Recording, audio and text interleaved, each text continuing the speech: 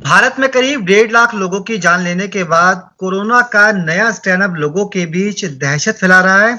कहा जा रहा है कि अगर कोरोना के नए स्ट्रेन को अनुकूल परिस्थितियां मिली तो ये भारी तबाही भी मचा सकता है। क्या कुछ रहेगा इस नए स्ट्रेन के साथ, और क्या वाकई जो खबरें सामने आ रही है कि स्ट्रेन 70% ज्यादा संक्रामक फैलाने की ताकत रखता है, कितनी सच्चाई इन बातों में? इन तमाम मुद्दों को लेकर बातचीत करेंगे। हमारे साथ वरिष्ठ डॉक्टर आशीष जायसवाल जी हैं। आशीष जी, स्वागत है आपका। जी सर, जब पहला कोरोना का रूप आया था तब से हम आपसे लगातार इस महामारी पर चर्चा कर रहे हैं।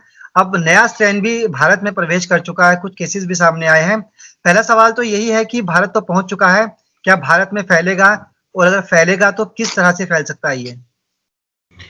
देखिए, सबसे पहले समझना पड़ेगा जो नया स्ट्रेन है ये मोर्टेलिटी इसमें कम है, कॉम्प्लिकेशन इसमें कम है, मगर इसकी जो इन्फेक्टिविटी है वो ज़्यादा है। जो ये वायरस था, कोविड वायरस, इसका जो स्पाइक प्रोटीन था वो हमारे जो एसी रिसेप्टर्स होते हैं उन पे ऐड होके अंदर आता है। जो इसमें स्पाइक प्रोटीन में म्यूटेशन हुआ है, उस म्यूटेशन के कारण ये वायरस बहुत अच्छे तरीके से हमारे जो ट्रैक्ट है उस पर अटैच कर रहा है। एक बुरी बात इसके साथ ये है कि बच्चों को ज्यादा अटैच कर रहा है, बच्चों में ज्यादा ये कॉमन मिल रहा है। जो सारी स्टडीज अभी यूके से आ रही हैं उनमें बच्चों में जो सारे केसेस अभी 70-80% जो केसेस बच्चों में आ रहे हैं वो सारे इसी स्ट्रेन से आ रहे हैं। यानी अगर ये हमारे कंट्री में आता है, जो कि आ चुका है, अगर ये बहुत तरीके से फैलता है तो इसको रोक पाना थोड़ा मुश्किल होगा। पर अच्छी बात यह है कि ये एक ऐसा स्ट्रेन है जिसमें डेथ्स कम है, कॉम्प्लिकेशन कम है, तो लोगों को आएगा और पता चलेगा नहीं।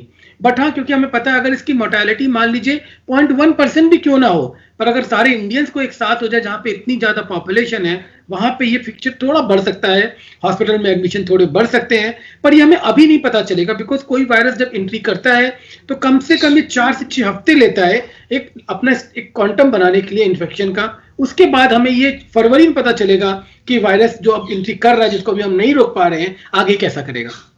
जी, आपने कहा कि बच्चों में ज्यादा देखा जा रहा है, तो क्या ये बच्चों से बच्चों में फैलता है या फिर बड़ों से बच्चों में हो सकता है? सर, क्या किस तरह से ये इसकी फंक्शनिंग है, थोड़ा समझाइए दर्शकों को। देखिए, ये अगर ये वायरस घर में किसी के पास भी उससे बच्चों को चला जाएगा। बच्चे इसमें पहले क्या होता था, जो ये वायरस होता था ये बच्चों में जाता तो था, पर क्योंकि बच्चों में ऐसी रिसेप्टर नहीं होते थे तो वहां पे अटैच नहीं हो पाता था, उनको इन्फेक्ट नहीं कर पाता था। ये वायरस बिकॉज में स्पाइक प्रोटीन में म्यूटेशन हुआ, इसका अटैचमेंट बहुत सॉलिड हो गया है, तो ये इमीडिएटली बच्चों में जाके बच्चों में अटैच करके और बच्चों से भी दूसरे बच्चों में, दूसरे बच्चों से बड़े में, तो जो ये पूल है वायरस का, ये पूरा पूल बन जाता है और सब लोगों को इन्फेक्ट कर सकता है। ये नए स्ट्रेन का नाम B.1.1.7 बताया जा रहा है, जो वैज्ञानिकों ने नाम रखा है इसका। और ये भी कहा जा रहा है कि अत्यधिक संक्रामक तो है, लेकिन खतरा इससे कम है, आपने भी जैसे कहा। तो क्या इसका मतलब ये है कि इससे किसी की जान नहीं जा सकती? देखिए, अगर कोई पेशेंट इम्यूनो कॉम्प्रोमाइज है, कोई पेशेंट बहुत ही बीमार चल रहा है, तो जरा सा माइल्ड इन्फेक्शन भी डेथ को कारण बन सकता है। इसलिए केवल ये कहना कि ये इससे कोई डेथ नहीं होगी, ये अभी गलत है। और दूसरी बात, अभी ये प्रारंभिक हमको भी जांचें मिल रही हैं। अगर अभी हमें आगे पता चलेगा इसकी मॉर्टेलिटी क्या है, इसका आगे कैसे होगा, तब एग्जैक्टली हम पता कर पाएंगे कि ये कैसा है और ये कैसा प्रॉब्लम कॉज करेगा। डॉक्टर साहब, ये भी कहा जा रहा है कि इस वाले स्ट्रेन में सिर्फ सीने में दर्द होना एक नई चीज ऐड हुई है, बाकी सब सिम्टम्स वही हैं जो कोविड के दौरान होते थे। ऐसा ऐसा ही है? एब्सोल्युटली, क्योंकि ये भी सेम वायरस उसी फैमिली का, उसी जो पैथोजेनेसिस का, और सही सारा का सारा उसी तरीके से काम करता है। सीने में दर्द पुराने कोविड में भी होता था, मगर ये जो सिम्टम है ये क्लासिकल सिम्टम है जो इसके अंदर ही पाया जा रहा है। जी, एक सवाल ये है कि जीनोम सीक्वेंसिंग की सुविधा हिंदुस्तान में कम है, जिस तरह से पेशेंट बड़ा मुल्क होने की वजह से भारत में पेशेंट भी बहुत ज्यादा है। तो क्या जो हमारा ग्रामीण इलाका है वहां हमें ज्यादा अलर्ट रहने की जरूरत है, जहां पर सुविधाएं अभी पूरी तरह से नहीं पहुंच पाई हैं? देखिए, गांव की तो बात छोड़ दे, जो बी टायर सिटीज है वहां पे भी जीनोमिक सैंपलिंग नहीं होती। जीनोमिक सैंपलिंग केवल 2 या 3-4 जगह हमारे इंडिया में, पुणे में, दिल्ली में, बॉम्बे में हो रही है, तो हम लोग तो ना के बराबर जीनोमिक सैंपलिंग करते हैं। तो अगर ये गांव में फैल जाता है तो ये पता लगाना मुश्किल है कि कोविड की पहली स्ट्रेन है कि दूसरी स्ट्रेन है। पर ये बहुत इमटेरियल है कि वो पहली है कि दूसरी, हमें वही सारे के सारे तरीके फॉलो करने पड़ेंगे। Social distancing, mask, sanitization, hand का क्लीनिंग करना, मास्क पहनना, लोगों से दूर रहना, कफ का फॉलो करना, ये सब चीजें हमें वही फॉलो करनी है जो इससे हमें बचाएगी, जो हमें कोविड-1 से बचा रही थी। जी सर, ये आरएनए क्या होता है? एसिड आरएनए क्या है, थोड़ा समझाइए कि इसको लेकर भी कुछ लोग सवाल अक्सर पूछते हैं, और इसका शरीर में क्या काम रहता है? जो हम लोगों का जो हमारा एक सेल है, जो सिंगल सेल है, उसके अंदर जो जेनेटिक मटेरियल है कि वो कैसे काम करेगा हमारा सेल, ये सारा का सारा डीएनए में इनकोडेड होता है। तो वो जेनेटिक कोड होता है जो कि डीएनए में होता है। अब डीएनए आरएनए के थ्रू ये मैसेज सेल के बाहर भेजता है, सेल के न्यूक्लियस के बाहर भेजता है, अंदर भेजता है कि कौन सा प्रोटीन बनना चाहिए।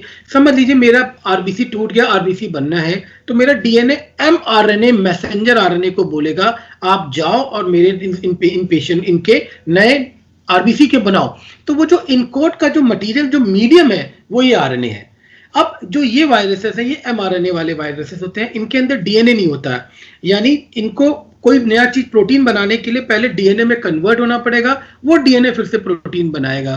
तो जो एमआरएनए एक इंपॉर्टेंट पॉइंट है, क्योंकि जो वैक्सीन हमारी है, एमआरएनए के वायरस के अगेंस्ट वैक्सीन बनाना मुश्किल होता है, क्योंकि एमआरएनए बहुत अनस्टेबल चीज है। डीएनए बहुत ही स्टेबल है। डीएनए तो आपने देखा होगा कि लाखों साल पुराने जो जीवाणु मिलते हैं उनमें भी हम डीएनए सैंपलिंग कर लेते हैं, पर आरएनए सैंपलिंग कभी नहीं कर पाते, क्योंकि डीएनए तो स्टेबल है, आरएनए बहुत ही अनस्टेबल चीज है। तो जो ये वायरस आरएनए होते हैं, ये पहले इनको ग्रो अगर करना है तो पहले ये किसी की बॉडी में जाएंगे, वहां से डीएनए लेंगे, वो डीएनए आरएनए बनेगा और नए इनके वायरस का प्रोपगेशन होगा। यानी ये जो आरएनए होता है ये डीएनए पे डिपेंडेंट है अपनी नई प्रोजेनी, अपनी नई स्पीशीज या अपनी नए नंबर बढ़ाने के लिए। जी एक सर, जिन लोगों को कोविड हो चुका है और वो कोविड से रिकवर कर चुके हैं, तो क्या उनके लिए भी खतरा है ये कोविड का नया स्ट्रेन जो है? देखिए इंपॉर्टेंट बात यह है कि जो न्यूट्रलाइजिंग एंटीबॉडी है, मुझे आज कोविड हुआ, मेरे अंदर जो एंटीबॉडी बनती है, जो न्यूट्रलाइजिंग एंटीबॉडी है, वो केवल 40 से 50% लोगों में ही बन पाई है। हमारे पास अभी एग्जैक्ट डाटा नहीं है। और जो ये न्यूट्रलाइजिंग एंटीबॉडी भी है, ये भी विद इन 3 मंथ खत्म हो जाती है। यानी अगर किसी को 3 मंथ पहले कोविड हुआ है तो उसको सेम चांसेस है फिर से कोविड होने के, या अगर उसमें न्यूट्रलाइजिंग एंटीबॉडी नहीं बनी तो उसको 1 महीने बाद भी कोविड हो सकता है। यानी जिनको कोविड हुआ है वो अपने को ऐसे ना समझे कि वो इम्यून है और उनके पास पासपोर्ट है सेफ्टी का, वो भी उतना ही खतरा सेकंड स्ट्रेन उनको कर सकता है जितना पहले किया है। मतलब नए स्ट्रेन से उतना ही खतरा उनको अभी भी है, अगर एंटीबॉडी उस तरह से वहां डेवलप नहीं हो पाई है तो। एक जो हमारी तैयारियां चल रही है, ड्राई रन भी हो गया भारत के अंदर, डाटा पे सरकार काम भी करेगी धीरे धीरे, तो क्या हमें अपना कुछ सिस्टम चेंज भी करना होगा? जो जिस दवाई पर अभी तक हम लोगों ने काम किया है, जो वैक्सीन बनकर आई है, क्या अगर नए स्ट्रेन की हम बात करते हैं इसके लिए कोई अलग वैक्सीन पे काम करना होगा, या जो कोविड की वैक्सीन है वही इस पे काम करेगी? ये तो बहुत अच्छा पॉइंट है कि जो वैक्सीन है, जो अभी तक जो म्यूटेशन होता है, जो म्यूटेशन हुआ है उस वायरस में भी ये वैक्सीन अभी कारगर है। प्रॉब्लम क्या होता है कि जब भी हम कोई वैक्सीन लेते हैं, सपोज हमने एमआरएनए फाइजर की वैक्सीन लगाई, ये एक जनरलाइज एंटीबॉडी रिस्पांस बनाता है। वो केवल स्पाइक प्रोटीन के अगेंस्ट में नहीं, बहुत सी चीजों के अगेंस्ट में एंटीबॉडी बनाता है। और मान लीजिए स्पाइक प्रोटीन बदलने पर और भी डिफरेंट चीजों के अगेंस्ट में भी हमारा ये वैक्सीन काम करती है, करेगी। यानी अभी तक तो जो प्रिलिमिनरी स्टडी है उसमें वैक्सीन को कोई प्रॉब्लम नहीं ना, वो सेम वैक्सीन इफेक्टिव है दोनों ही वायरस स्ट्रेन के लिए।